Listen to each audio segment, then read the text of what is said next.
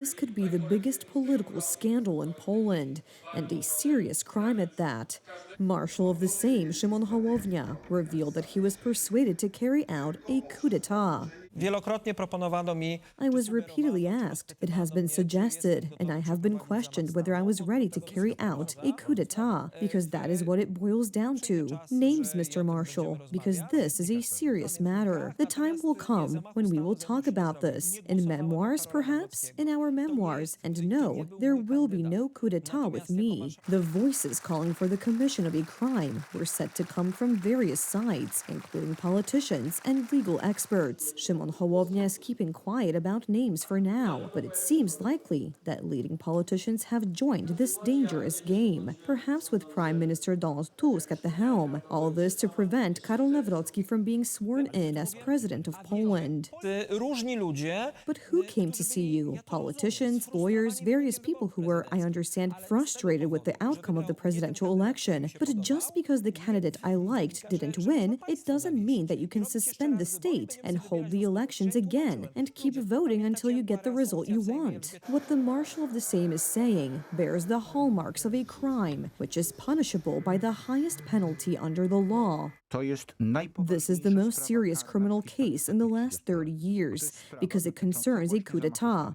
If there was incitement to prevent the National Assembly from taking place, or if it was unlawfully interrupted, then incitement took place under Article 18, Paragraph 2 of the Penal Code, which states that anyone who encourages another person to commit a prohibited act is also punishable. In addition, Articles 127 and 128 of the Penal Code, which explicitly refer to a coup d'etat. Article 127. Whoever, with the aim of depriving the Republic of Poland of its independence, separate part of the territory, or change the constitutional system of the Republic of Poland by force, undertakes, in consultation with other persons, activities directly aimed at achieving this goal, shall be subject to imprisonment for a term of not less than 10 years or life imprisonment. Article 128. Anyone who, with the aim of removing a constitutional body of the Republic of Poland by force, undertakes activities directly aimed at achieving this goal, shall be subject to imprisonment for a term of between 3 and 20 years. Let us recall that in connection with illegal and forceful actions, at the beginning of February,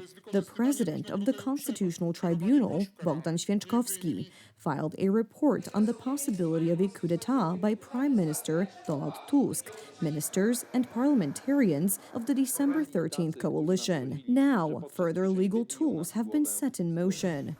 Last week, on behalf of the National Council of the Judiciary, as the representative of the complainant, I filed a motion to hear Marshal Szymon Hołownia as a witness in connection with these public statements. Marshal Hołownia has already spoken about a coup d'etat several times. If anyone wants to stage a coup, it won't be with us. And suggestions to carry it out were whispered by media outlets that made no secret of their dislike for the government. President Andrzej Duda's term is coming to an end. And, well, there's Hołownia. Automatically, or does he have to give his consent? He has to do something? Well, I don't think you can force him, but he will certainly be happy to take on such a role. Isn't he distanced from such a solution at the moment? Mr. Hołownia keeps his distance from everything, but when it's handed to him on a plate, he'll take it. Marshal of the Sejm Hołownia, in accordance with the Constitution, must convene the National Assembly on the 6th of August, but the National Assembly may suspend its proceedings, in which case President Duda's term of office will end, and Marshal Hołownia will assume the office of president, and he may then sign an incidental bill or even other bills reforming our justice system. Polish Prime Minister Donald Tusk himself wrote about the illegal activities surrounding the swearing-in of Karol Nawrocki and attempts to undermine the validity of the presidential election. The leaders of the October 15th coalition face a tough test.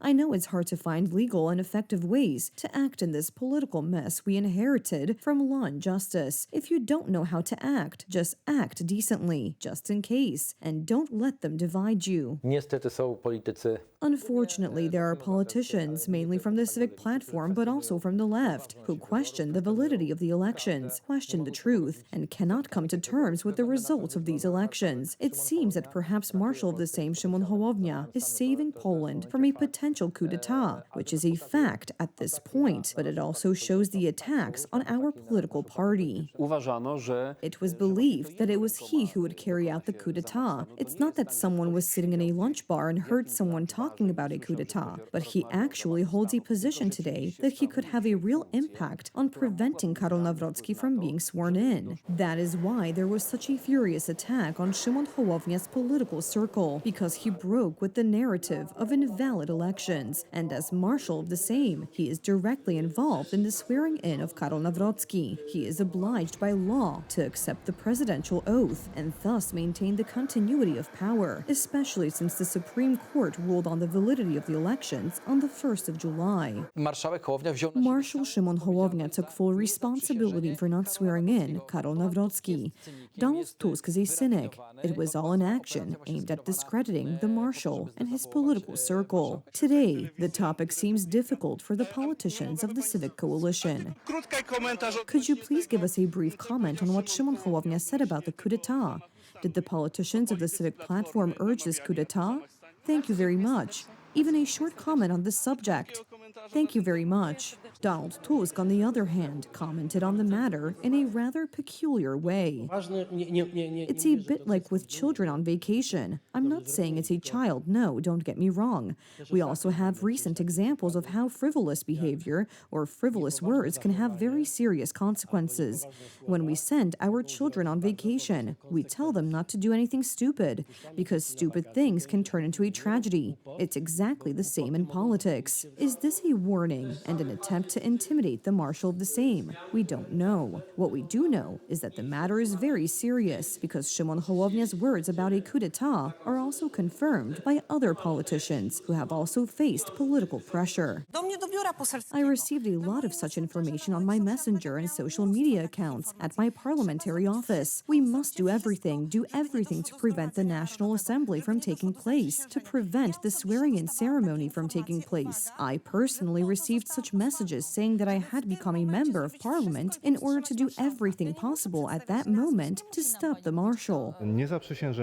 Failure to swear in President-elect Karol Nawrocki would mean that the Constitution no longer functions in Poland at all, that we are simply dealing with a dictatorship. If the words of the Marshal of the Sejm, Szymon Hołownia, about incitement to carry out a coup d'etat are confirmed, Prime Minister Donald Tusk and his government can expect only one thing: dismissal.